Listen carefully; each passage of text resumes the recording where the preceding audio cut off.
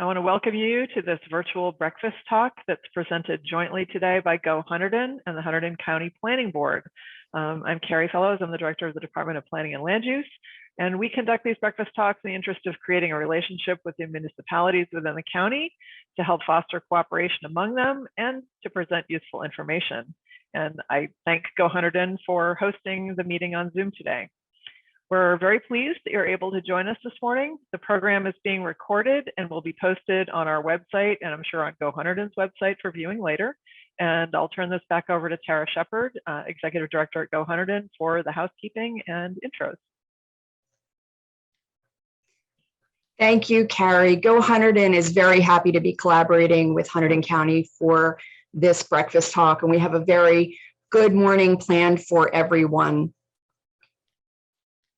We have assembled a panel of experts to share information that Hunterdon County municipalities need to know about the requirements of New Jersey's electric vehicle model ordinance. Our panelists will also share important information on available funding and best practices for installing EV infrastructure in your community. Background information on each panelist was provided in the event invitation. A reminder that all attendees should remain muted during the session, and you're welcome to turn your cameras off. Please use the chat box feature located at the bottom of your screen to enter any questions for the moderated Q&A portion of today's session. The chat box can be found at the bottom of your screen. It is recommended that you change your display to speaker view mode or to choose the side-by-side option by clicking view at the top of your screen.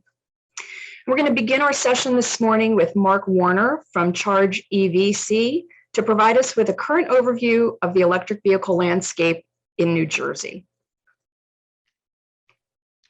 Good morning, everybody. Thank you so much for joining us. Thank you, Tara. I'm a proud resident of Hunterdon County. I've been driving an electric vehicle for several years, so I'm really happy to be with you this morning to talk about one of my favorite subjects. Just to get started, I love this picture on my introduction slide here. You might recognize that gentleman as a fellow named Thomas Edison, and he's actually standing by an electric vehicle. And if you look at the bottom, you can see it's got a New Jersey license plate on it. So we think this was approximately right before World War I. So we're literally have been doing electric vehicles in New Jersey for over 100 years.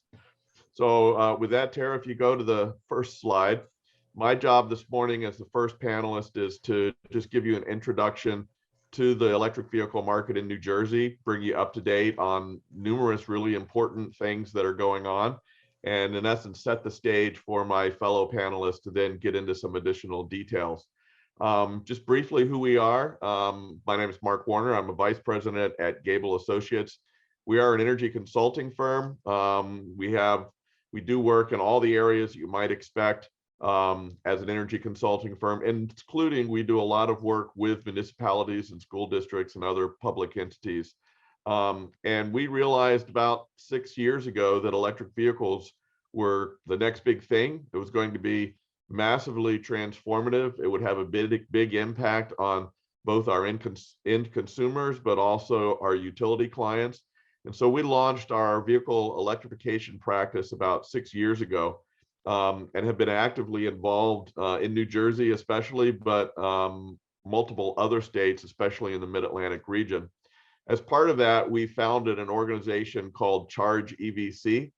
Charge EVC is a not-for-profit stakeholder organization made up of folks who just share an interest in accelerating vehicle electrification in New Jersey. So we've got a lot of members in that organization that span a very broad spectrum of interests. We have electric utilities and cooperatives, folks from the automobile industry, especially the New Jersey car dealers. We have a lot of charging companies and tech companies and third-party suppliers that are involved in the charging ecosystem. And then we have a lot of other advocates representing environmentalists, labor, consumer interests, community organizations, and so on. So some of the things that we're going to be talking about were the result of work that was done by Charge EVC. And I'm proud to be representing the work of all those stakeholders in our discussion this morning. So next slide, Tara. So before we go much further, in the spirit of just getting everyone on the same page, let me talk about electric vehicles, what they are, why we're talking about them now. The short answer about why now and why this discussion is so timely is that electric vehicles have changed massively over the last few years. It's really been a technology revolution, mostly because the battery technology and the motor technology have gotten so much better. So as we go through this talk, it's important to keep in mind that there are several different kinds of electric vehicles. On the far right is a pure battery electric vehicle that typically has a fairly large battery, and that vehicle runs exclusively based on that battery. There is no fueled engine in that vehicle. And those battery electric vehicles are what most people think of. And as you'll see in a moment, those are the kinds of vehicles that are becoming dominant in the marketplace. There is another kind of electric vehicle called a plug-in hybrid electric vehicle that also has a battery. It's typically a smaller battery and an electric motor, but it also has a fueled engine, typically a gasoline fueled engine. And the way those vehicles work is they'll run on electricity as far as the battery will take the car. And then when the battery is depleted, the gasoline engine kicks in, generates electricity to run the electric motor. Turns out that configuration is very efficient.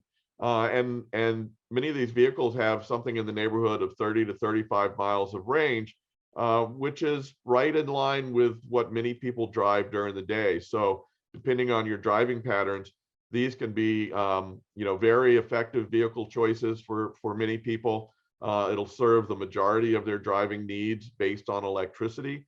And they don't have to worry about what happens if the battery runs out because they have that fueled engine that'll kick in when that arises. So everything that we're going to be talking about today is either a pure battery electric vehicle or one of these plug-in electric vehicles.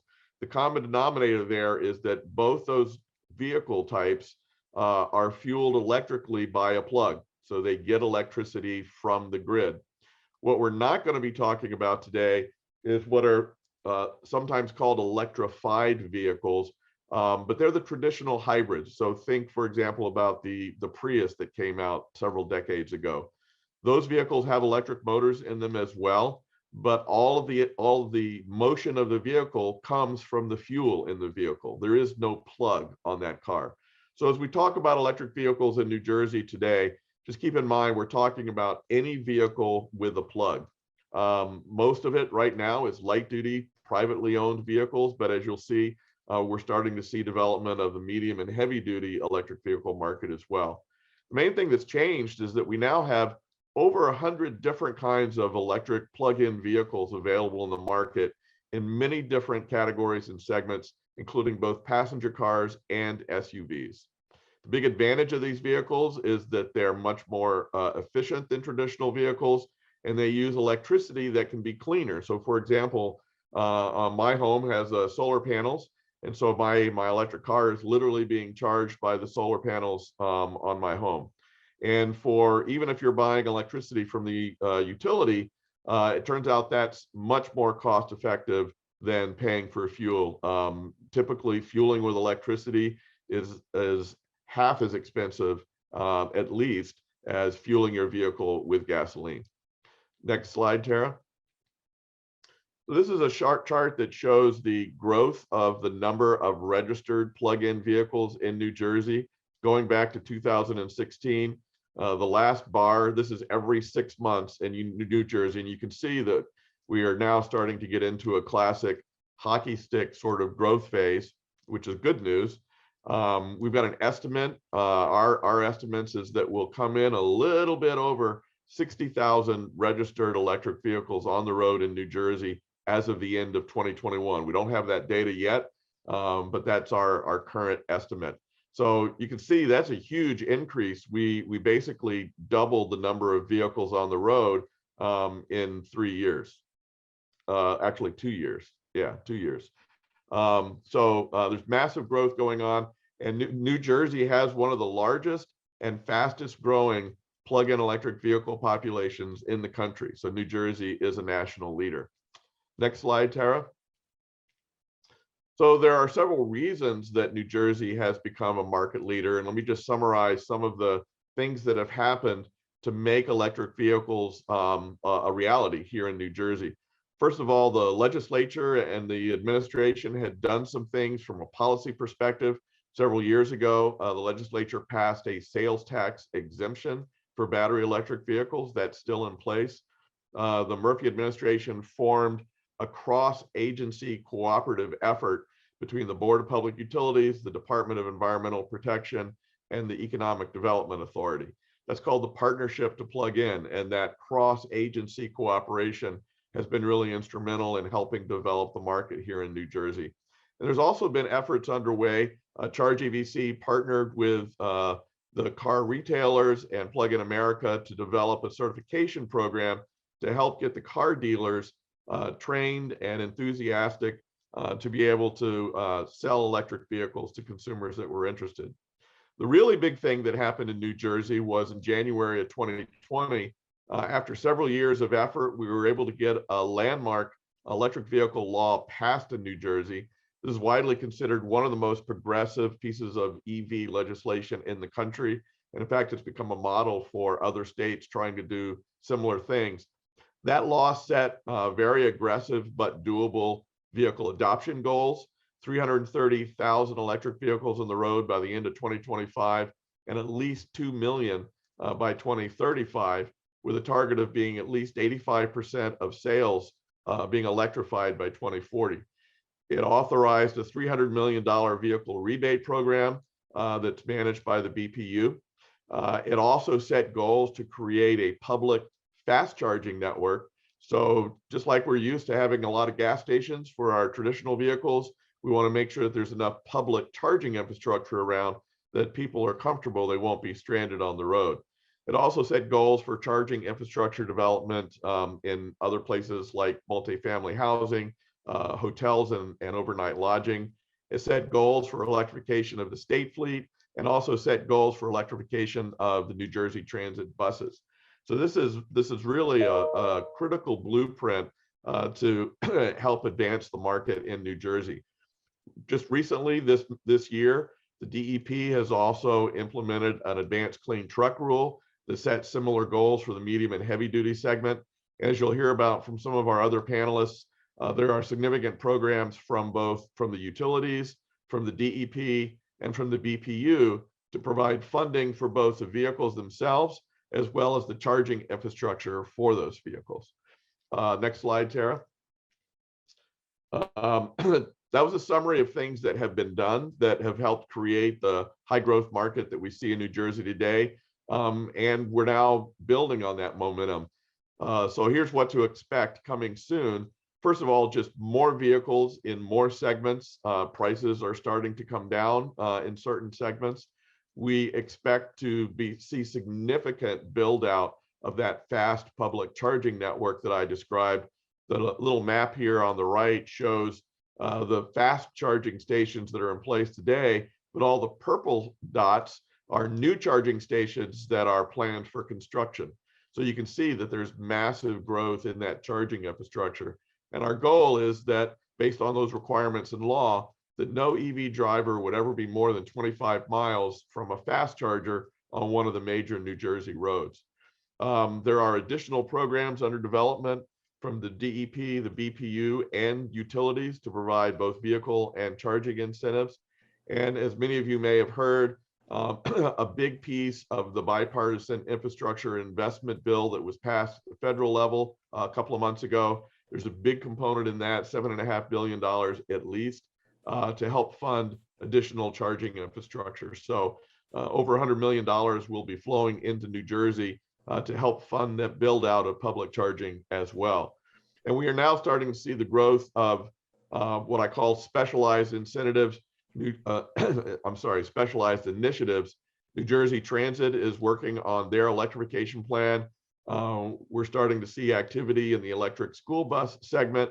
And we now, based on the rule that was established by DEP and other programs that are under development, we're now starting to see widespread electrification in the fleet segment. So everybody that has a fleet, whether it's municipality or a corporation, those folks are all realizing that electrification has a lot of advantages, and they're trying to figure out how fast they can electrify their fleet. We're also seeing a large uptick in growing consumer awareness and interest. Many of you may have noticed that there were a lot of EV commercials during the Super Bowl. So there were 6 vehicle commercials during the Super Bowl. 5 of them were for electric vehicles. So just in closing, I'll also add that we do a lot of work with municipalities, and we're seeing municipalities now have a very growing interest in what can they do to help make electrification happen. You can get Sustainable Jersey points for making your town EV friendly, or for helping to develop public charging infrastructure. And we're working with several municipalities now that are trying to figure out how to transition their municipal fleet into a more electrified fleet. So again, that's a very quick thumbnail summary of kind of where we've been, how we got to where we are, how we got to be such a national leader, and some of the things that are coming down the pike that we hope will build on that momentum and get us up to 330,000 vehicles on the road over the next couple of years. So with that, I'll hand it back to Tara. Thank you, Mark. That was a great overview. And I want to remind everyone, if you have questions for Mark, to enter them into the chat box, please. Next, we're going to hear specifically from the Department of Community Affairs on the model municipal EV ordinance. We have Maria Connolly joining us this morning. Thank you, Maria. And we will turn it over to you. Great, thanks so much. Thanks for having me today. Thank you to Go Hunterdon and Hunterdon County. My name is Maria Connolly. I'm a planner at the Department of Community Affairs, the Office of Local Planning Services. I'll give you a little background about LPS. We provide planning documents such as master plans, redevelopment plans, bike ped plans at no cost to local governments. Some other background that we do here: we approve the areas in need of redevelopment, the urban renewal entities, the redevelopment area bonds. We run the mandatory class for new planning and zoning board members. We run the Main Street New Jersey program. Just a little bit of background on what local planning services does. My involvement in the model EV ordinance came to be because I sit on the Clean Air Council. So I became the DCA representative of the Clean Air Council. So that led to my involvement in the EV ordinance, which is what I'm going to be discussing today. So how did we get to a statewide EV ordinance? Mark gave a great background of all the initiatives the state is taking right now. As part of Governor's Murphy administration goal of reaching that 100% clean energy by 2050, and Mark mentioned this, the governor signed probably one of the strongest EV laws in the country in 2019. So as Mark explained, the law set really aggressive goals for EV sales and public charging stations, aiming to put 330,000 EVs on the road by 2025. In order to realize these goals, New Jersey is taking a multifaceted approach. And Mark did a great explanation of all the different approaches that New Jersey is taking. And one of the approaches is this new law, which the governor signed on July 9th. So we at the state of New Jersey, we're really excited about this law and the steps that New Jersey is taking. There's a joint press release that DEP, BPU, and EDA did for the EV ordinance because we all worked on it together. That's on our website that discusses all the prior initiatives the state has taken, such as the Energy Master Plan and the 2019 EV law. So we were already, so DEP, BPU, and DCA were already working on a model EV ordinance about a year prior to the legislation coming out. So we were working pretty hard on it. And then the legislation actually came at a pretty perfect time and allowed us to complete the ordinance. So what does the ordinance say? The law requires that electric vehicle supply equipment or service equipment or EVSE or charging stations, to make it easier. Oh, can you go back? I'm sorry, I'm not done with that slide, sorry. It requires that they to be designated as a permitted accessory use in all zones or use districts, and establishes associated installation and parking requirements for those charging stations. And this is in all New Jersey's municipalities. The law also required DCA publish a model land use ordinance in order to implement the law. So this was like really unique because normally when legislation gets passed, the legislation says, hey, State Department, pass these regulations in order to implement this law. And in this case, it wasn't regulations that they told us to implement. It was a model ordinance. So the model ordinance sort of acts like the regulations to implement the law. But we didn't have to go through the rulemaking process to do that. So the ordinance includes mandatory provisions that come directly from the law, and I'm going to go over these in the next slide. And municipalities cannot change these provisions in their EV ordinance, so they can't change anything that came from the law. And the ordinance also addresses sightline installation and setback requirements and other health and related specs for the charging stations and make-ready parking spaces. And the law calls these reasonable standards, and the municipalities can change this part of the ordinance. And I'm going to go over those as well. So there were some really unique aspects of the legislation. Like I said, it didn't require DCA to go through the rulemaking process, although we did seek stakeholder input, but we were on like a really tight deadline. We only had 30 days to get the ordinance on our website. So another unique aspect of the law is that it's effective immediately, and it supersedes any existing ordinances the municipality might have already. So there was probably over a dozen municipalities that were already adopting EV ordinances throughout the state, but everybody was doing their own thing. So, which could be a problem legally. You could, if a developer went to one town, they would require this many charging stations, and then you go to another, the next neighboring town, and they would require less charging stations. So we were hearing that towns were pulling their ordinance because applicants were threatening legal action. So this ordinance solves that problem. Another unique aspect of the law is that in New Jersey, we have the residential site improvement standards and the uniform construction code. And these make sure buildings and developments are being built in a safe and consistent manner through the whole state.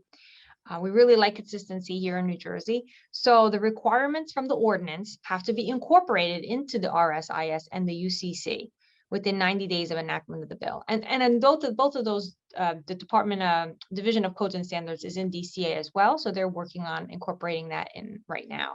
And I just wanted to mention too, with regard to codes and standards, that all the normal inspections and permits, electrical permits, that all has to take place. Normally, all that has to take place. So this law doesn't change any of that. Also, DCA, we really wanted to make this easy for municipalities. One of the goals was municipality could just take the ordinance and begin implementing it. They don't have to hire, no offense to the planners out there, but they don't have to hire planners and lawyers and engineers or anything to craft an ordinance for them. This makes it really simple. It tries to cover all the aspects that you can think of with regard to EVs and charging stations. So, and then the other unique aspect is that the municipality does not technically need to adopt it in order for it to be effective. The law says the model land use ordinance published by the Commissioner of Community Affairs shall be effective in each municipality. So I do want to clarify about when it was effective. So the law was signed July 9th, and the law includes those mandatory requirements that I'm going to go over, the numerical requirements, how many charging stations the developer has to install, how many make-ready parking spaces they have to put in, and the permitted accessory uses, the mandatory components of the ordinance. Those are effective on July 9th when the bill was signed, because the bill does say that the law is effective immediately as well. The law also says that the ordinance is effective immediately upon publication. So the publication of the EV ordinance was September 1st. And so all the reasonable standards section of the ordinance are effective as of September 1st. So, but we are encouraging municipalities to adopt the ordinance. A Sustainable Jersey is going to require it as part of their points programs. And they may want to add an ordinance number in. They may want to add cross-references, to clean it up, to make sure it's easy for applicants when they come in, that they know where to look and what to do. So they may want to add their own penalties. Municipalities already have their own publicly available charging stations that they own. They may want to incorporate their existing ordinances into this ordinance. So they may want to do a lot of things. So, and also, I think we can go to the next slide. Sorry, it took so long on that one. So here's the mandatory provisions that are from the law. The law says that charging stations and make-ready parking spaces must be treated like any other accessory use, whether it's coming in with a new site plan application for new development or it's being added to an already built development. So I wanted to also mention that the numerical requirements, which I'm going to go over in the next slide, is only for new construction going forward. So new developments that have a new parking lot going forward, the numerical requirements are not for existing buildings. However, this law makes it easier for existing buildings to have charging stations installed because it makes them an accessory use. So This is really huge. We really believe this will expedite the approval process just by itself, because we were hearing, state legislators were hearing, DEP was hearing that, charging station companies and installers, there was inconsistency throughout the state on how the installations were being handled by municipalities and their building and zoning departments.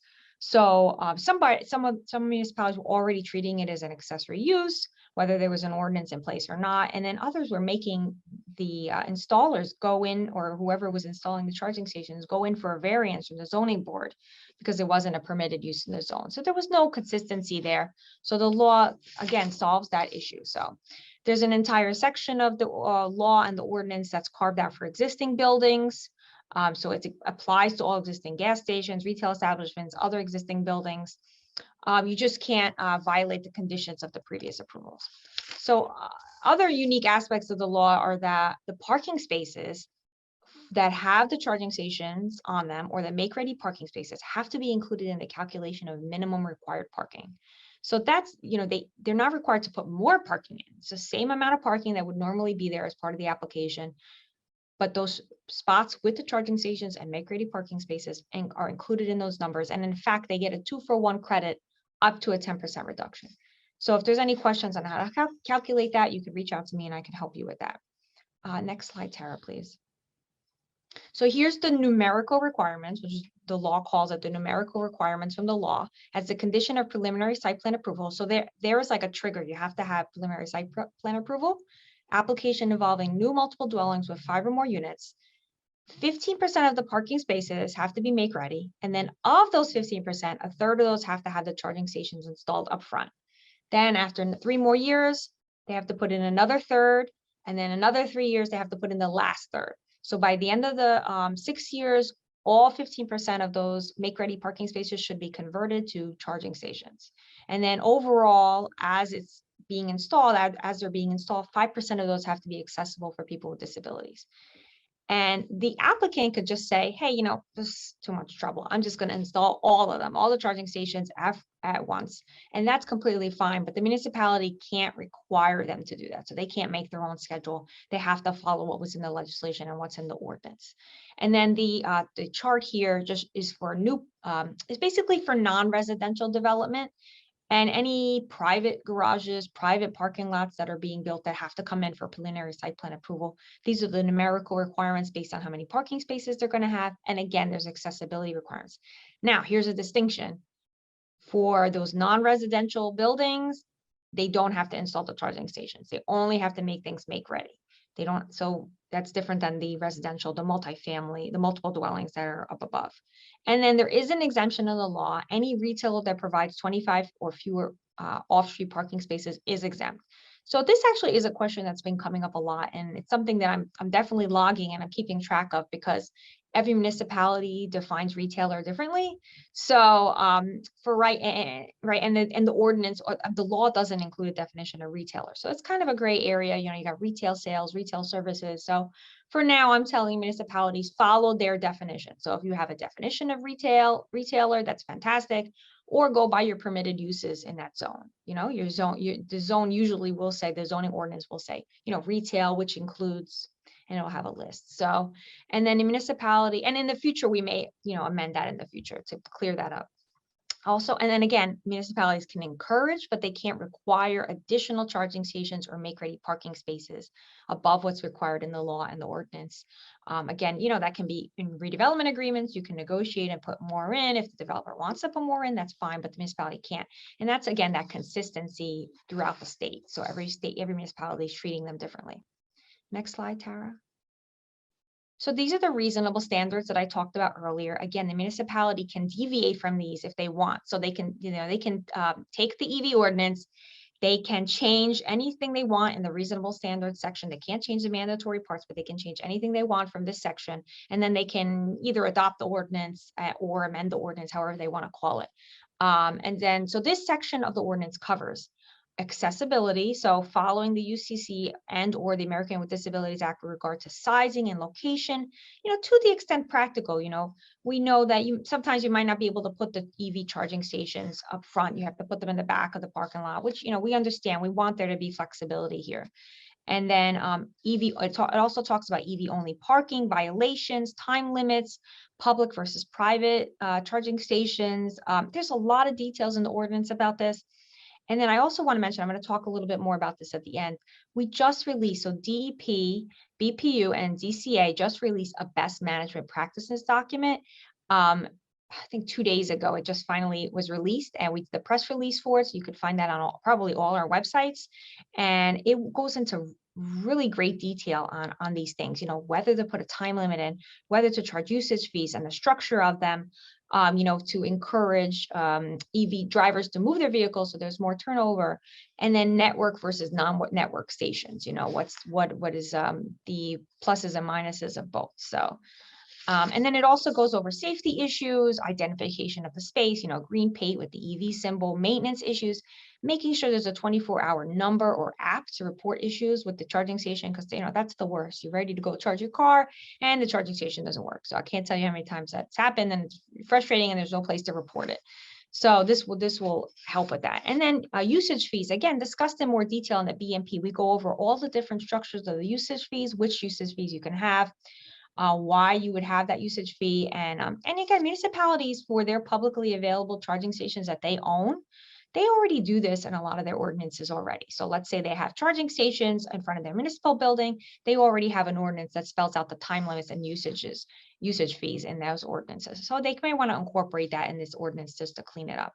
And signage, what type of signs should be installed? They, you know, they should comply with the federal manual on uniform traffic control devices. And again, that's talked about in the BMP a little bit more too. And again, the last point here is that we want the applicant and the municipality and the, you know, the board that's approving this, the location and layout is expected to vary based on design and use of the parking area. So we really want flexibility here. We don't want it to be like a black and white thing.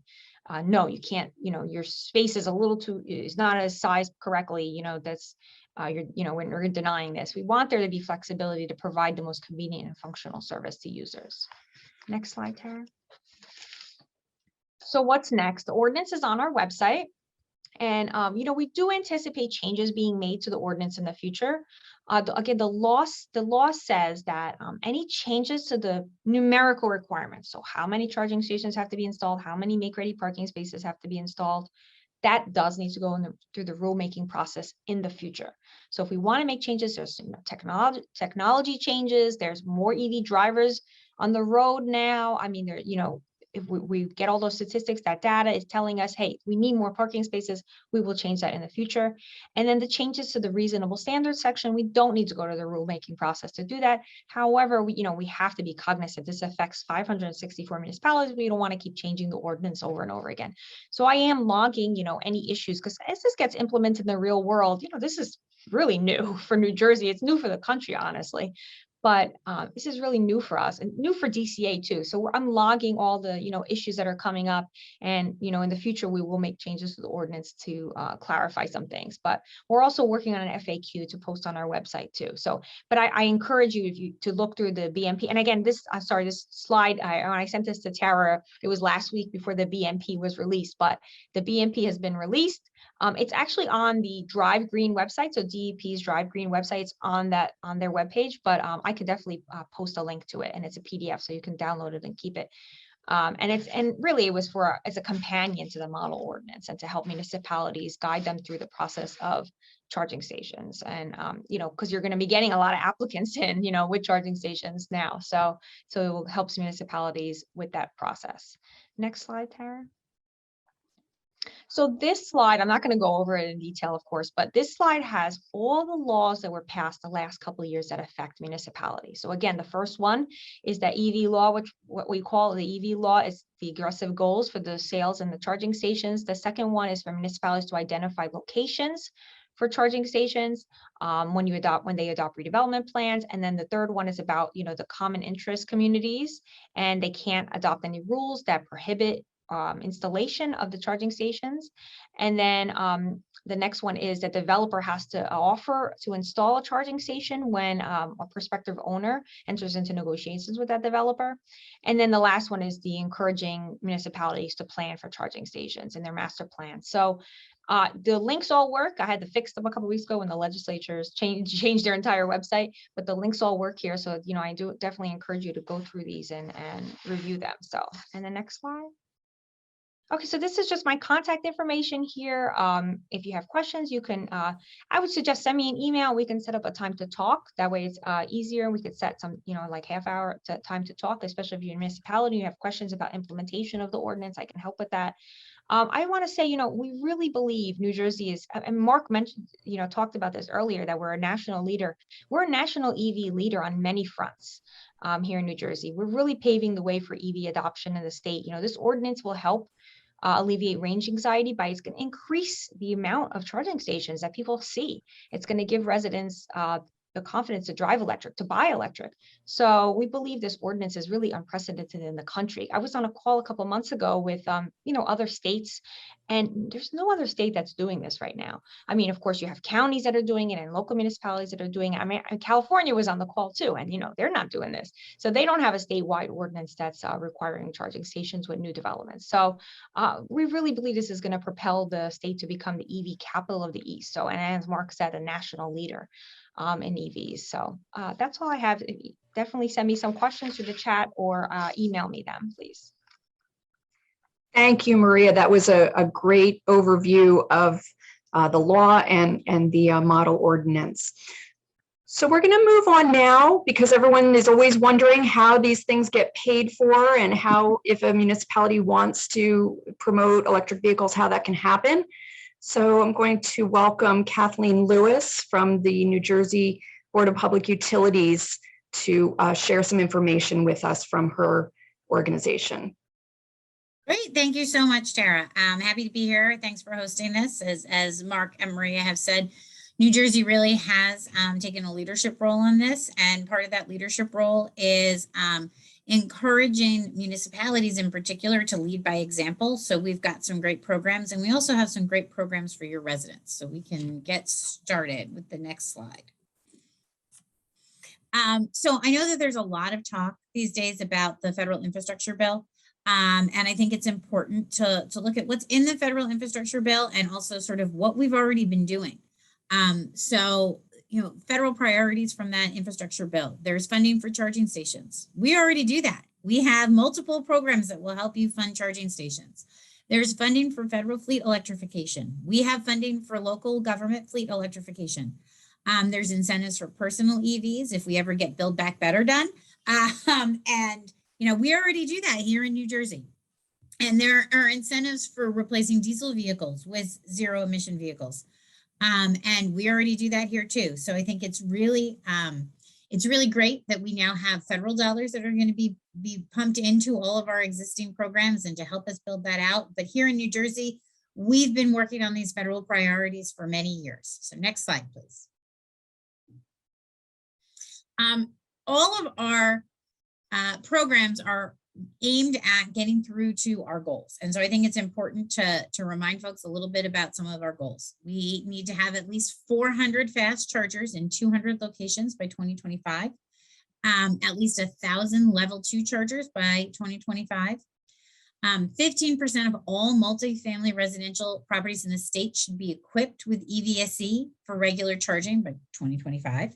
And 20% of all franchised overnight lodging establishments should be equipped with chargers by 2025. So we've got a long way to go, and we've created programs that will help get us there. Next slide, please. So first, I want to talk a little bit about public charging. We have the board in 2020 put out an order that told the utilities that they had to create programs to help incentivize public charging and gave guidelines for what it was that they could and could not utilize ratepayer dollars for. We refer to those as minimum filing requirements. All of the filings were required to be in by February 28th of 2021. Both ACE and PSE&G had already had their filings in, so they modified them to work within the board order that we had created. So those filings are approved and their programs are up and running. JCP&L and Rockland Electric, we anticipate that they will have programs up and running later this year. They are still working with the board to approve those programs. Those programs fund the Make Ready, and I'm going to talk a little bit more about that in a few minutes, for public, workplace, and multi-unit dwelling charging. They also do it for some residential charging as well. If you look at the filings, the amount of money that is in them for those publicly accessible charging stations will amount to essentially 1,300 fast chargers in the state and over 5,000 level 2s. So well on our way to not just, blowing past our 2025 goals, but really getting to our 2030 goals as well. So we're very excited to have those programs up and running, and you can talk to your local utility about their own programs. Next slide, please. So when I say they fund the Make Ready, what does that mean? Well, so here's the good news. The Make Ready is usually the most expensive part of any of these installations. It essentially is everything up to the stub of that charger. And so this is a great graphic that I borrow from my colleagues at DEP that shows everything that can be included as part of that cost. When you look at your utility programs, there is a difference between the customer side behind the meter, and the utility side behind the meter, which can include transformers and power lines. It may or may not, because that's dependent on each utility's program. But those programs are designed to pay for those things that are behind the meter that we refer to as Make Ready. And depending on the use type, it can pay for up to 100% of it. Next slide, please. So these are screenshots from both PSE&G and ACE. So you can go on their websites and find them there as well. But you can see just a quick little glimpse of what those programs look like. They do include special rates as well. If you have a fast charger, there are demand charge solutions. Demand charges are is essentially the charge that you are paying to make sure that you have electricity ready at any point. That can be cost prohibitive on a fast charger if you don't have a lot of usage, because we are still early in early days with EVs. So there are solutions to those right now. And you may also qualify for a special rate for residential charging as well. Next slide, please. I always add this slide in, although I think we've got DEP talking, so I'll just say that It Pays to Plug is a great program that DEP includes. And so as we're talking about these, DEP is going to talk a little bit more about it, but I always include this slide. And we can jump to the next one. So MUD EV charging incentives. So as we looked at what we were incentivizing with the utilities, and as we looked at those goals, we at the BPU have created specific programs to help incentivize charging in specific use types to meet those goals, and also to help with some of the equity issues. Because we know that if you live in a multi-unit dwelling, it is harder to purchase an EV because you just don't have any place to charge it. And so for this year, we have created a program that allows for $1,500 per level 2 charger, and then 50% of the Make Ready costs up to $5,000. Now, I will say this, I do not anticipate that we will be doing Make Ready incentives after this fiscal year, because all of the programs from the utilities will likely be up and running, and so those will be covered by the utilities. Chargers that are in overburdened municipalities may receive $2,000 per charger and $7,500 for the Make Ready. Those overburdened municipalities can be found on the BPU website. There are 46 of them, I believe. And then sites are eligible for up to 6 level 2 chargers. So this can be for existing or new construction. And I think that's really important to think about as you have folks that are coming in and applying and they're starting to build. They can apply for these to be part of that, or if they already exist, they can put them on their site. Next slide, please. So what are those eligible MUDs? Those are dwellings with 5 or more units that have dedicated off-street parking. We've tried to make this consistent through both the ordinance as well as all the utility filings, that MUDs are the same no matter where you go. Property owners or managers may apply. Property managers must include a letter from the property owner authorizing the application. And applications are due by May 2nd of 2021 so that we can award that money by the end of the year. But BPU recognizes that there are huge supply chain issues and backlogs in these orders. So you do not have to have your charger in hand until June 30th of 2023. And I also realized that this slide needs to be updated because it is now 2022. We're already in March and I've already forgotten what year it is. Next slide, please. Clean Fleet.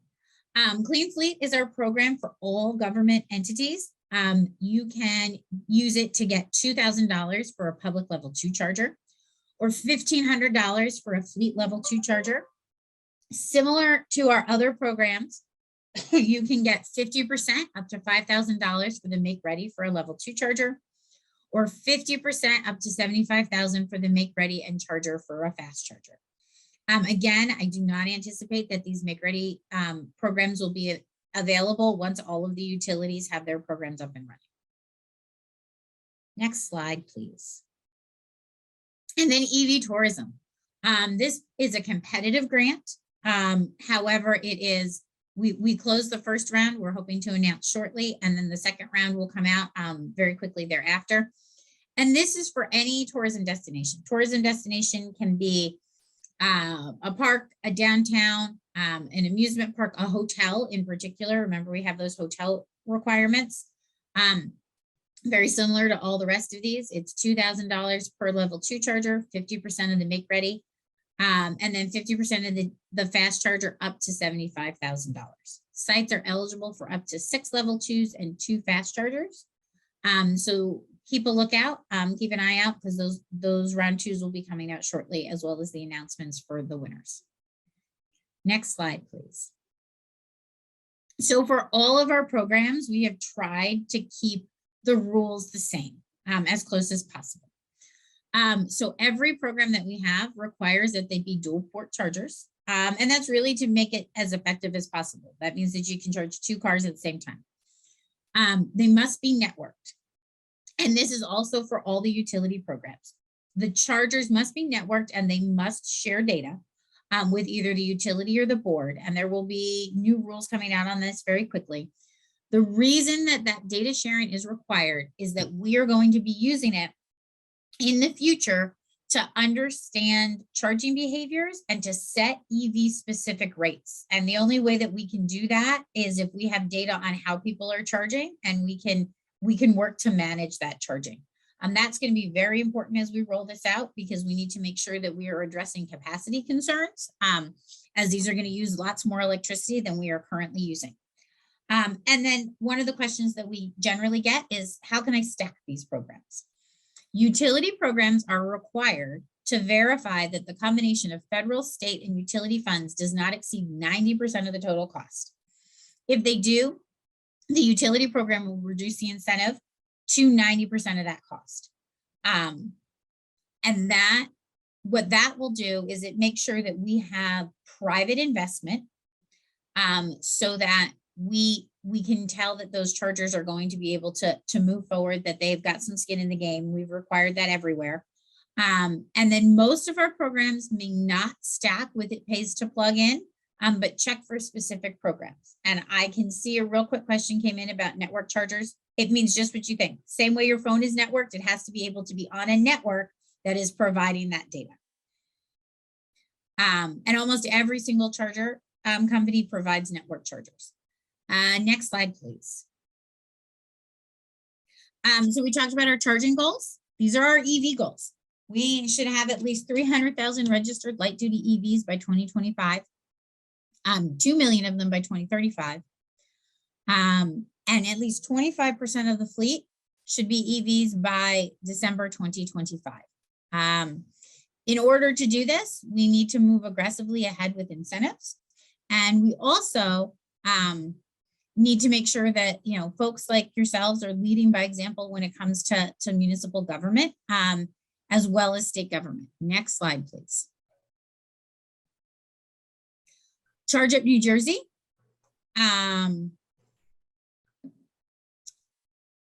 is up to $5,000 for EVs, $25 per e-mile. MSRP must be under $55,000. Every year we have $30 million. We paused the program in September when we anticipated that we would be out of money.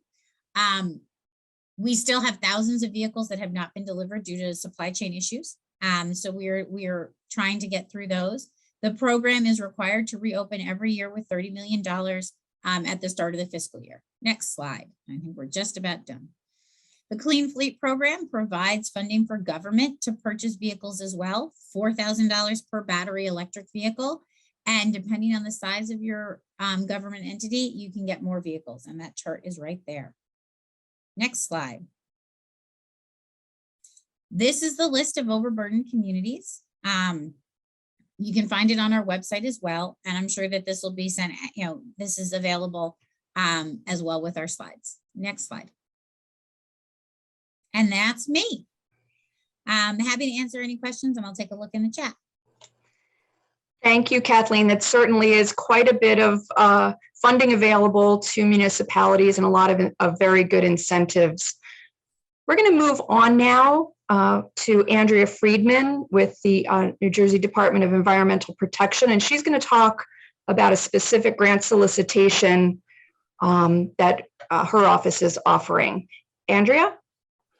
Thank you, Tara. Good morning, everybody. I'm going to talk about a funding round that is open now. We will start accepting applications on Monday. This is a competitive grant solicitation for publicly accessible EV fast chargers in community settings where people live and work. Next slide, please.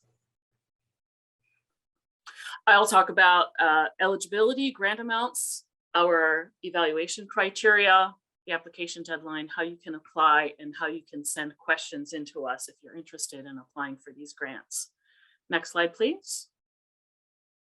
This is a $4 million competitive solicitation for publicly accessible direct current fast chargers or DC fast chargers in community settings.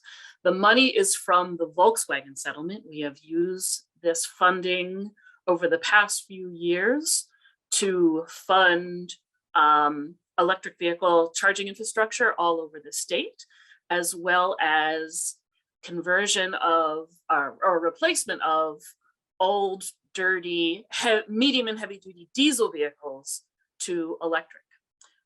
So we're using the last tranche of that Volkswagen settlement for public EV fast chargers across the state. We expect to make between 20 and 50 or so awards in this funding round.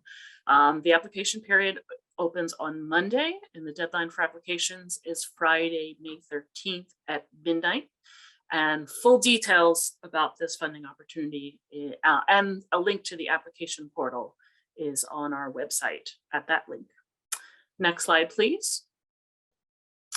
This is an expansion of our existing grant program for EV charging stations, which is called It Pays to Plug In. Many of you may be familiar with it.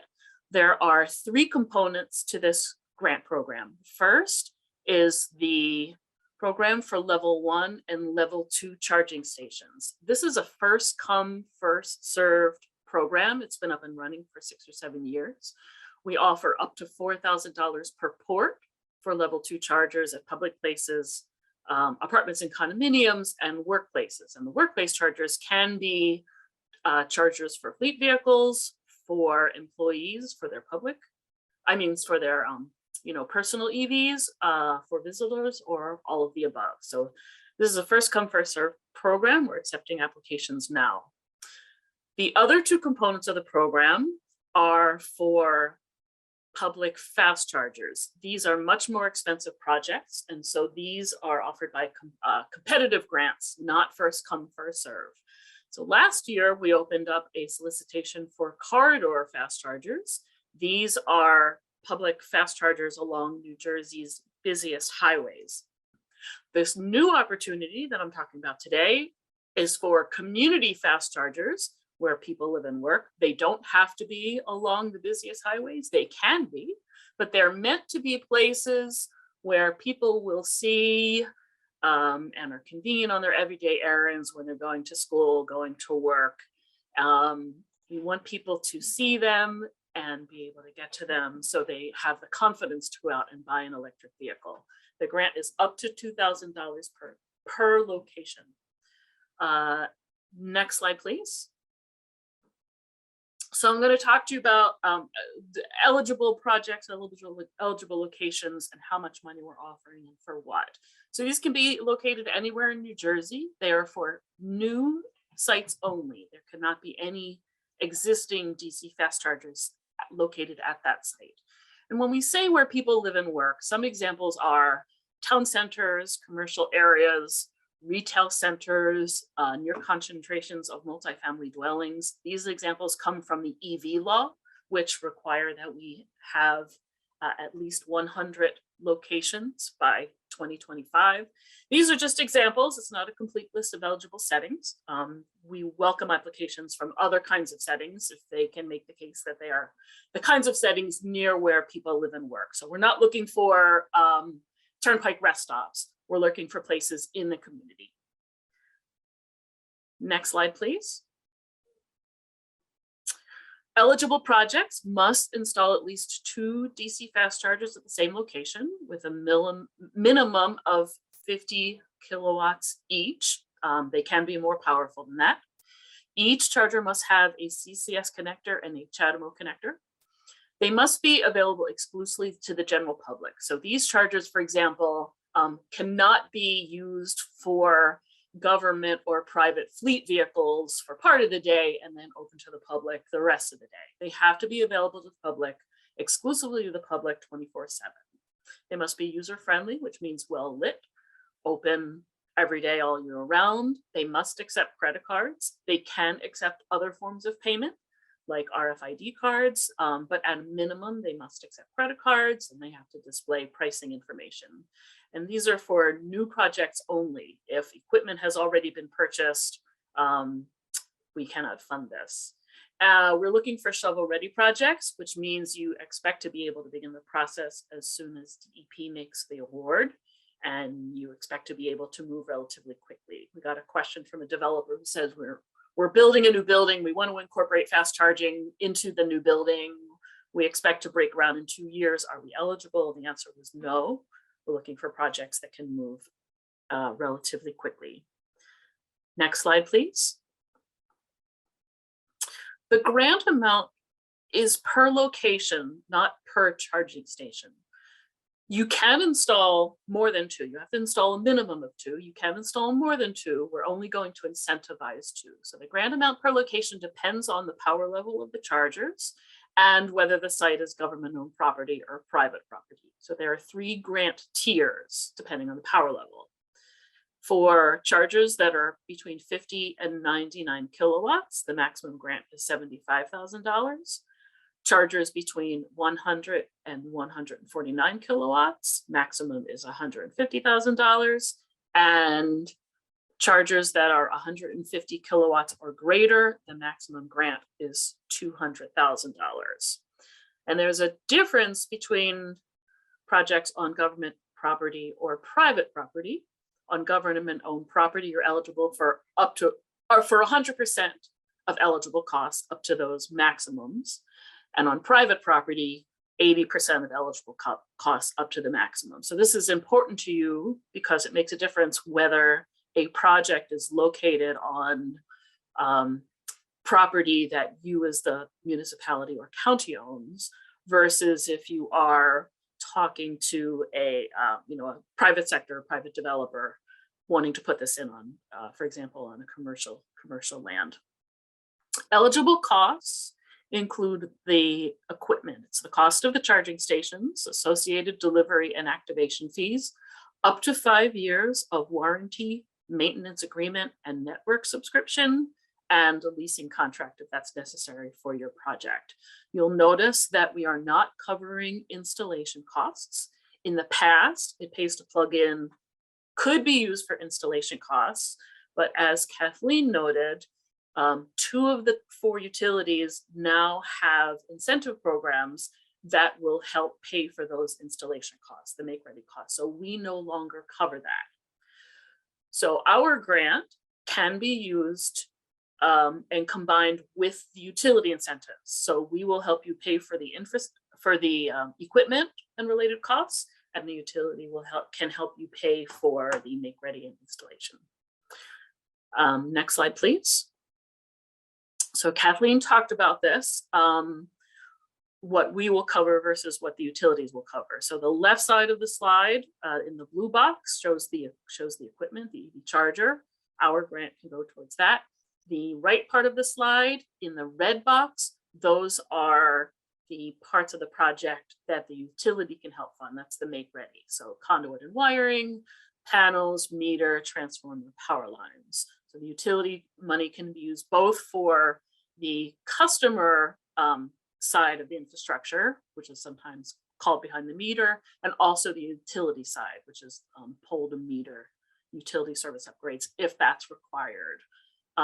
And the utilities also offer demand charge rebates to help lower your utility bill.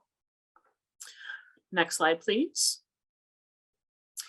I'll talk a little about what we're looking for in projects. We will rank all of the applications on the following criteria. The county tier, I'll explain that in a minute. The suitability score, I'll explain that in a minute. What we call other features, meaning locations near concentrations of multi-unit dwellings, apartments and condominiums, tourist attractions and destinations, educational value, and equipment considerations like battery storage, solar power, etc. We are particularly looking for sites with amenities within walking distance. And that is a 1/4 mile maximum, but the closer the better. We know that people take 15, 20 minutes or more to charge their cars, depending on how low the battery is and whether they want to top off or charge full. We don't want people to have to just sit in their cars. So we are looking for sites where people can get access to bathrooms, coffee, food, retail. We're really looking for concentrations of amenities within walking distance of these charging stations. We will consider distance from existing fast chargers and the power level. And these are listed in order of importance to us. So I'm going to explain county tier and suitability scores next. So what we're doing is we have grouped New Jersey counties into 3 tiers based on how much fast charging infrastructure exists already. We will prioritize proposals from the tier 1 counties. They're the counties with the least existing infrastructure. Hunterdon is a tier 1 county. So when the applications come in, after the proposal period closes, we're going to evaluate proposals from the tier 1 counties first, decide whether we want to make awards, how many awards we want to make. We expect that there will be money left over after we evaluate the tier 1 counties. This is a $4 million grant opportunity. Then we will look at applications from tier 2, decide on awards, and then we will look at opportunities in tier 3. We're not looking to bring all of tier 1 up to the same infrastructure levels as the rest of the state, but we are going to prioritize tier 1 because there's the least amount of infrastructure there. So all projects in all New Jersey counties are eligible. We're just going to look at tier 1 first. And there's a link towards the county tiers. My colleague who put up the website was smarter than I am, and she put them in alphabetical order. Next slide, please. So I'm going to talk about the suitability scores and the distance from compliant DC fast chargers. We've created an interactive mapping tool to help applicants evaluate potential sites for fast chargers. The map shows the locations of existing and planned fast charging stations that meet the legislature's requirements for a community location. So that means these sites have at least 2 chargers, they're at least 50 kilowatts, they are dual standard, they're available to the public, etc. So these green stars, yellow stars, and red stars show the locations of existing infrastructure. We don't want to cite new fast chargers right across the street from other fast chargers. We really want to fill in those charging deserts. So when you're considering sites, we want you to take a look at the locations of the existing infrastructure. The suitability scores came from a mapping tool from a firm called MJ Bradley. They evaluate, the tool evaluates census tracts for suitability for charging infrastructure. And we chose to base that on population and commercial activity. So because the legislature wants us to put them where people live and work, for these community ones, we're looking at population and commercial activity for every census tract within a county. And then those census tracts are given a score from 0 to 100 based on population and commercial activity. So this mapping tool will let you take a look at each census tract and then zoom in, see the location, see the amenities around it, and measure the distance from existing infrastructure. Now, one thing that's important to know is that the suitability scores are not the only thing we will consider. I gave you a whole list of priorities for us. And so if you just go in and grab the highest scoring census tract, you'll be doing yourself a disservice. So for example, during the corridor fast charger solicitation last year, we got a proposal that was for a location that had a very, very high suitability score. There were amenities within a quarter mile, but you had to cross a multi-lane highway to get to the amenities. We did not fund that project. Instead, we funded a project that had a lower suitability score, but that had amenities right at the site. No one had to cross a multi-lane highway with their kids and aging parents to try to get to the coffee shop. So don't just go in and grab the highest scoring locations, really go in and take a look at what's there. We literally use the Google Street View to look at the proposed site and see what it will be like to spend 15 or 20 minutes or a half hour at that location. Next slide, please. The utilities have also provided some maps that may be useful to you as you evaluate locations. They are EV hosting capacity maps. They're load capacity maps that show areas where new fast chargers can likely be installed without the need for extensive upgrades, and also areas where capacity may be constrained. There are some limitations to these maps, so read the small print carefully and understand what the utilities are telling you about what kinds of information these maps can give you and what their limitations are. It's a good first cut, but it's important to do your due diligence and talk to the engineers and really find out what's available in each location and what it might cost you. Right now, only PSE&G and Atlantic City Electric have EV incentive programs up and running. So only the two of them have their capacity maps up. BPU has required all of the utilities to create these maps. So when JCP&L and Rockland launch their programs, we expect them to offer capacity maps when those programs are launched or shortly after that. Next slide, please. So this is what the process looks like. You should visit our website, read the overview and instructions. That is the most complete documentation of how the program works and what the requirements are. You'll apply online via our new online grant portal, which is called SAGE. You'll obtain 3 quotes for the charging stations and submit them to us. Submit all of the required documentation via the online portal. Then we will evaluate all of the applications and announce awards. If your project is selected for an award, the DEP grant manager will work with you to execute a grant agreement. We're going to try to do that with you within a month.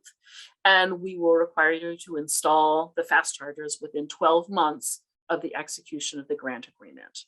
Do not purchase any equipment before we have a fully signed grant agreement with you. That's a requirement of the state. We're not going to give incentives for projects that have already been paid for. After the chargers have been installed, you'll submit paid invoices and some other documentation to us, and then we will disperse the grant funds to you. It's a reimbursement program. You have to put the money out upfront.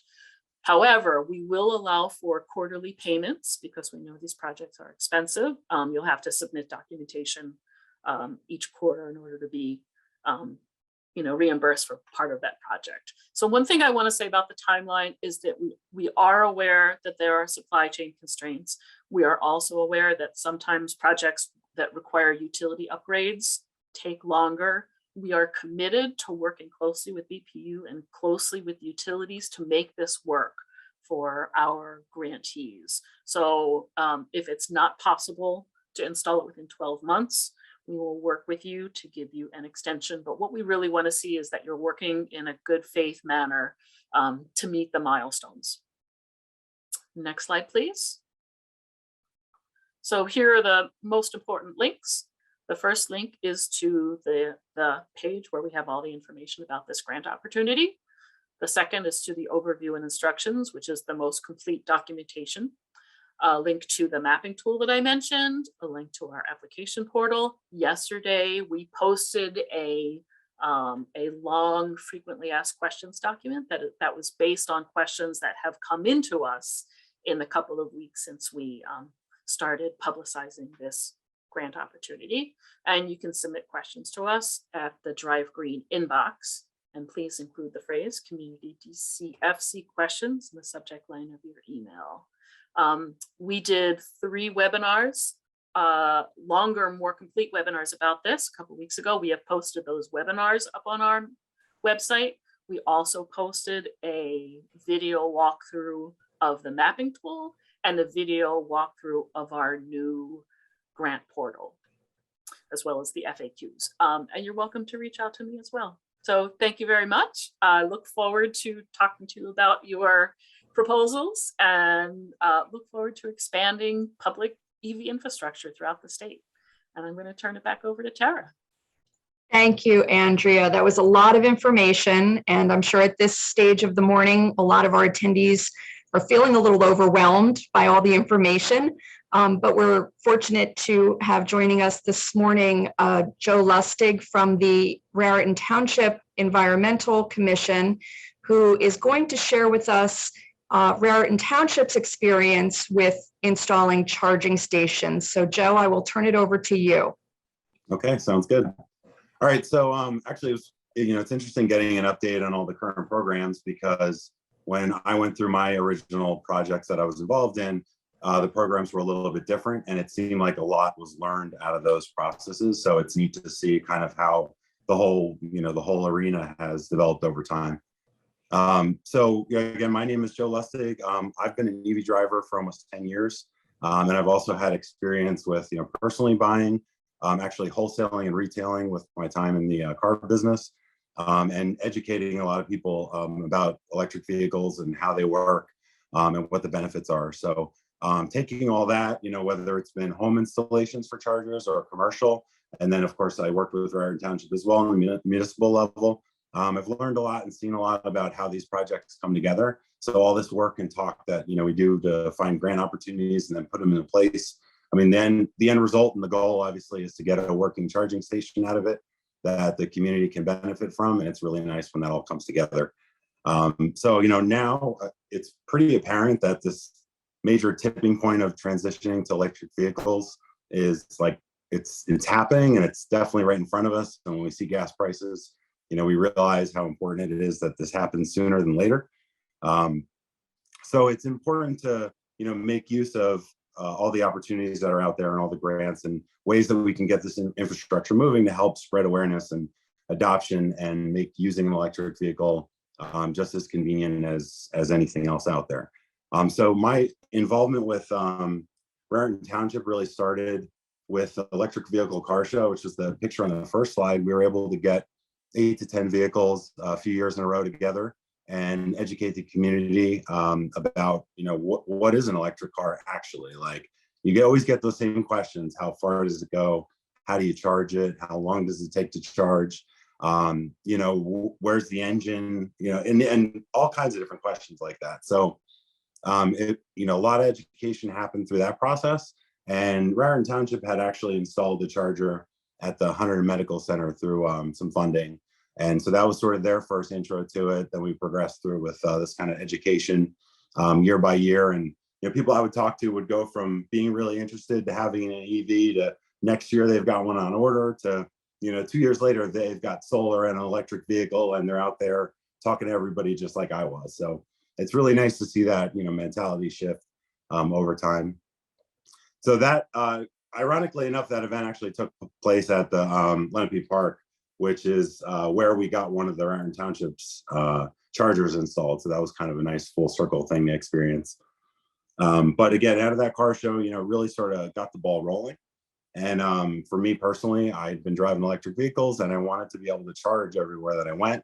And I wanted people to not have those hesitations that they saw. So I looked for ways to try to help. And we have, I was at an office complex with 4 large units, and we saw the Pays to Plug In grant available, and we went ahead and tried to see if we could figure it out. So I was able to apply for the grant and get funding, but we just sort of had to work out all the details, which is probably one of the most important things when you're planning out any of these projects, is to really look at just all the aspects of what your goals are, what the future uses and current uses are. So you can plan for, when the project's done, it'll be able to jump right in and be useful. But of course, like down the line, can it be expanded in the future? Planning for that in the beginning can really help in, future adoption and taking the grant money as far as it can possibly go. So, we always look for opportunities in both the projects that I was involved in to allow for, future hookups down the line if we wanted to expand them. So, in going through that grant process, we learned a lot about the utility side and how that plays in. So it was one of the questions I had asked, about like demand charges. And I see that there's definitely some movement being made as far as limiting the cost of electricity at the rate that it goes into electric vehicles, which is really important thing to consider when you're setting up your set of vehicles, so that you don't have really high expenses, so you can limit the total load that the system's using. And being aware of how the electric company charges for that type of usage, because it can vary based on how you're hooked into a meter or an existing building, what type of rate plan that you're going to be getting through the electric company. So again, in that planning, when you're looking at the number of units that are available on a grant, and then the cost of all the equipment that goes in, pay attention to the local ordinance that it affects, how the installation has to happen, whether bollards are required to protect the charger from being hit by a vehicle there, or if you're able to use stoppers on the parking lot to keep vehicles from going over the curb to possibly hit the electric vehicle charger. And another consideration that I saw recently, one of the grant language was, or in township language, was obviously to protect from snow removal too, because again, you've got to protect that charger year round from all the different things that that happen in a parking lot. So taking all those into account, obviously the end result here that we were able to do at my office complex, we had a $20,000 grant available, and our goal was to put at least 4 chargers in. There were currently, I think, 2 or 3 electric vehicles in the complex. So we looked at the cost of the installation and the amount of available parking, and worked with the condo board to try to find a reasonable solution that solved the problem, but also worked with everybody else who maybe didn't have an electric vehicle and didn't see the benefit today, but hopefully would have it available in the future.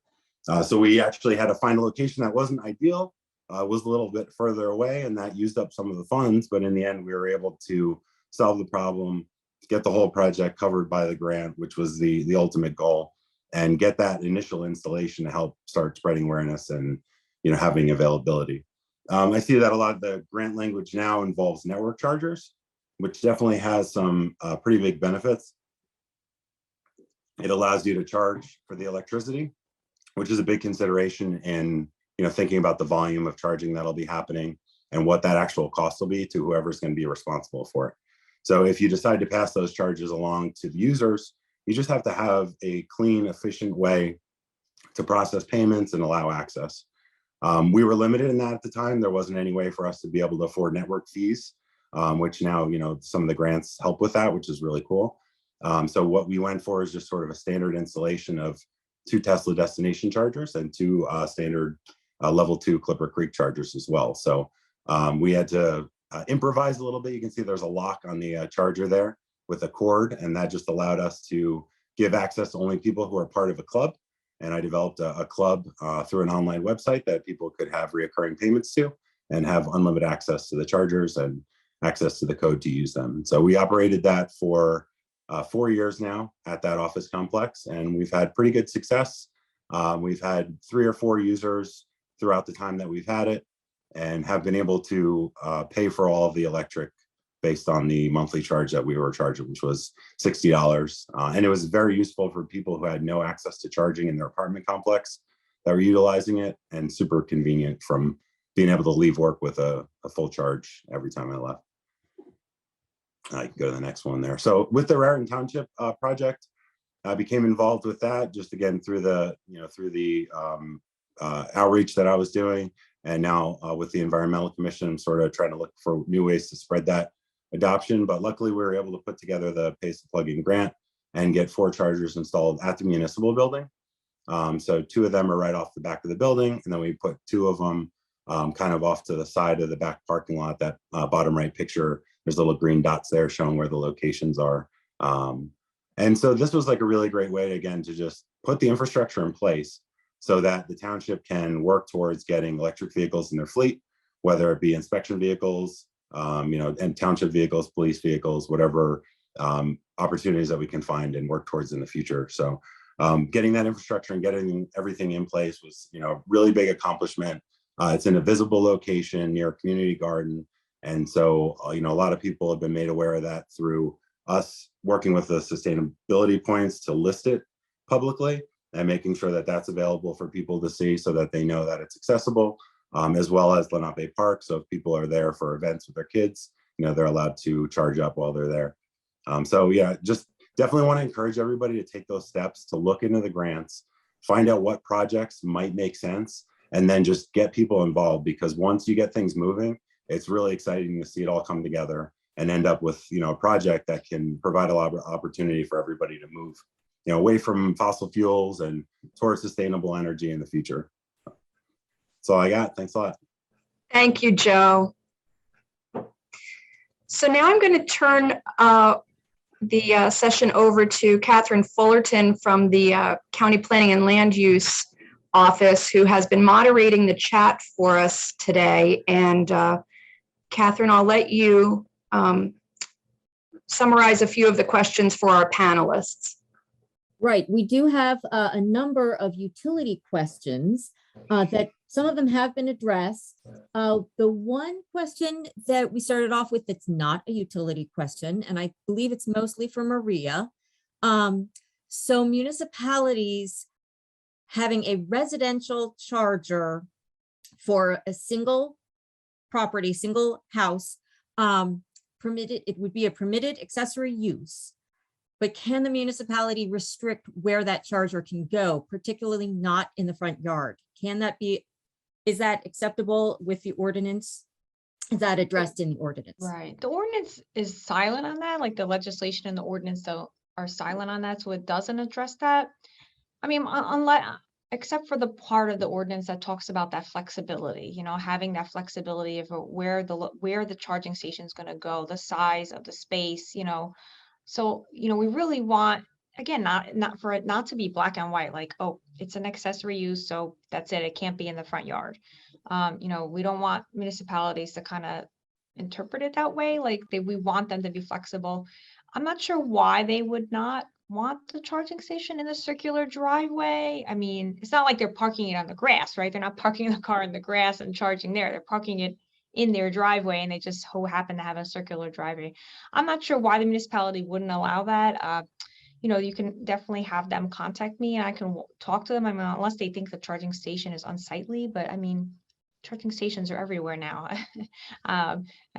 So maybe have them call me and I'll talk to them. They don't have to be so like regimented, say, no, this can't be in the front yard, because it's, accessory use, and accessory uses aren't allowed in the front yard. So, but I can definitely talk them through that. But it's a really good point, and it's something that probably I didn't think about. We didn't think about when we were writing the ordinance. So it's a good point to think about in the future, maybe putting in an FAQ or clarifying in the ordinance later on. So thanks for that question. Right, I would think corner lots would be, or oddly shaped lots would be an issue there too. All right. Right. Right. Next question, trying to go quickly, since we're getting short on time. Another question per utility that I don't think was addressed. In a multi-unit facility, multi-unit residential unit, or maybe an office complex, who pays for the electricity that is being charged? Well, And I don't know if this is Kathleen, Kathleen go ahead, you or can answer that. Andrea or whoever wants to take that. So, I think there's two pieces to that question. It depends on how they set it up. So the law says that EV charging stations are a service, not a resale of electricity. So you can collect fees on that. The property owner or the property manager is going to, whoever is paying for the electricity on that site is going to be paying for the electricity that flows through the charging station. There is nothing that prohibits you from charging those users that are using it. There is a law that says that for multi-unit dwellings, they have to be charged a rate that is substantially similar to a residential rate, so that you're not having those excessive demand charges or any of those other pieces that can come along with a commercial facility, and that's for multi-unit dwellings. But you do have the ability to charge for the service. That would be up to the property owner and manager if they wanted to do that, or if they wanted it as a free amenity for their residents. Okay, and I think tagging along with this, and maybe this was addressed and I just didn't notice, but the question of anything to address the high cost of operating the level 2 chargers for the demand of the consumption. So is that, sorry. no, keep going. I was gonna say, so demand charges are generally, most of the concerns that we get for those have come on the fast charging side, much less on the level 2 charging side. Like I said, on multi-unit dwellings, they are required to be substantially similar to the residential rates.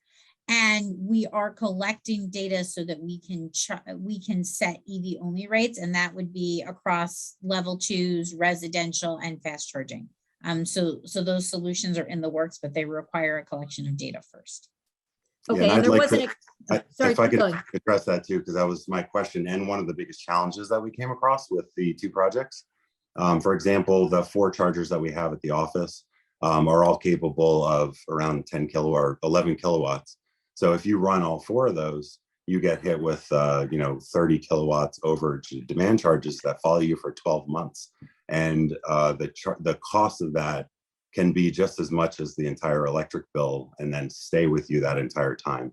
And so that is extremely important, and it is very highly likely to happen on any level 2 charger installations that are set up with 2 or more chargers, just because of the rate of charge that's usually used even on those. And the limit for on our setup at least was 10 kilowatts. So as you went over that, you started incurring demand charges. I think it was like $6 per kilowatt that you were over. So if you went to 20, then you'd have to pay like an extra $60 a month for the next year, no matter how much you use. So it is definitely an important thing to try to address. Right. So Kathleen, I think the next question is more of you also. The question about if we lose power for a sustained amount of time, is there backup? Are there thoughts about backup on how we handle that? Yeah, I think that there's lots of pieces there, and they're all technologically driven. I know that somebody answered that there's a lot of opportunity to utilize integrate storage into some of these, especially sort of the heavy, the larger setups. Also, if you look at a lot of the new technology, there is an opportunity for people to basically turn their cars into generators for their home. We have not turned those technologies on, and we're still in the infant stages here in New Jersey. But I think that those are going to be a large part of the solutions as we start to build out. And there's one other option that incorporates all that, that's starting to become a little bit more popular, which are basically drop-in charging solutions that aren't tied to the grid. And they contain solar arrays, chargers, and battery backup all in one. And so for areas that don't have access to the, the electricity that they need, or if there's any flexibility needed where that situation may be, need to be relocated, those actually can provide a possibility as a solution. Two other quick points on that. We are starting to see a lot of installations include integrated storage with the charger. And that actually has two benefits. One is it can keep the charger functioning if the grid goes down, but it can also deal with those demand charges that Joe and other people were talking about. Because now the station could just basically trickle charge off the grid, avoid those demand charges, but then because of the battery still deliver high power charging. So that's a way to both give you backup when the grid is down and reduce your demand charges. The other thing to keep in mind, building on what Kathleen said, is that we're now seeing vehicles come out that when the grid goes down, you can run your house off the battery in your car. And I've been thinking for years that that's sort of going to be a killer app that will really make EVs even cooler for mainstream consumers, because in essence, it's a backup solution for your home, in addition to all the great reasons that you want to drive an EV anyway. So there's a lot of interesting things that are happening that will make this even more attractive for folks. Okay, and our two final questions sort of wrap up with the DEP and BPU programs. Is there a timetable for JCP&L to have their program up and going with BPU? And also, will these programs be offered in 2023, not just this year? So filings follow essentially a quasi-judicial schedule. There's discovery and all of these other pieces that we have to hold to. And so what I can say is that we have suspended the schedule and are in settlement discussions, and we fully anticipate that there will be programs later this year. Okay, I think that was also during Andrea's presentation. So Andrea, do you have thoughts on the DEP and BPU grant being offered for 2023? Yes, I can speak to the DEP grants. We do expect to open additional competitive funding rounds, both for DC fast chargers in communities and along corridors through the next few years. There will be at least $15 million per year for the next 5 years coming to New Jersey for charging infrastructure from the bipartisan infrastructure bill. And in addition, DEP has been approved for several other federal grants that will go for infrastructure. So yes, if you are not ready to apply for the funding round that is open now, there will be money through the next, at least the next 5 years. And that may be especially helpful for the folks in the JCP&L territory that don't have a utility program right now, but that should be up for next year. Okay, Tara, we are after 10:30. So should we continue on with a few of the other questions? Or my notes indicate that, suggest that the other questions were addressed during presentations or in the chat, but we could keep going. I think we will wrap up in the interest of everyone's time. And this is being recorded, and we will be sharing out some additional information after this morning's session.